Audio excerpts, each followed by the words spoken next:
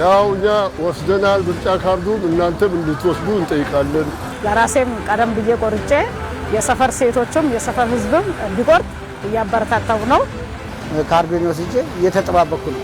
ኦንላይን ሆኖ ያለምንም ችግር ብናገኝ በቅርብ መቻላችን ደስተኛ ነኝ።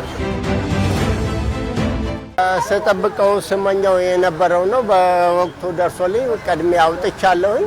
ሌሎችም ይሄንን ተገንዝበው ላወጡ እንዲያወጡ አሁን ማሳስባለሁኝ። ሰባተኛው ሀገራዊ ምርጫ ኦንላይን ሆኖ ያለምንም ችግር ልናገኝ በቅርብ መቻላችን ደስተኛ ነኝ።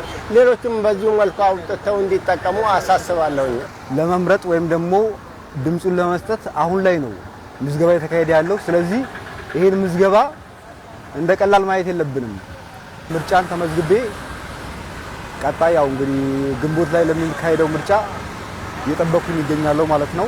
ሰባተኛ ሀገራዊ ምርጫ በመሳተፍ ያው ለመሳተፍና የሚበጀንን ለመምረጥ ካርድ ቆርጠናል። እንደ ራሴ ካርድ ወስጃለሁ እና ስራ ቢዚ የሆነውና ጊዜ የሌለውም ሰው በዲጂታል ተመዝግቦ ኦንላይን መቁረጥ እንደሚችል በዚሁ መልእክት እያስተላለፈን ሴቶች ደግሞ የበለጠ ተሳትፎ እንዲያደርጉ ከወዲሁ መልእክቴን አስተላልፋለሁ።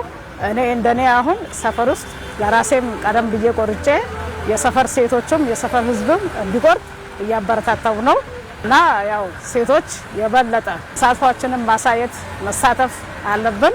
በዚህ በሰባተኛው ምርጫ ላይ በተገቢ ሁኔታ ነው ምርጫውን ካርድ ወሰድኩት።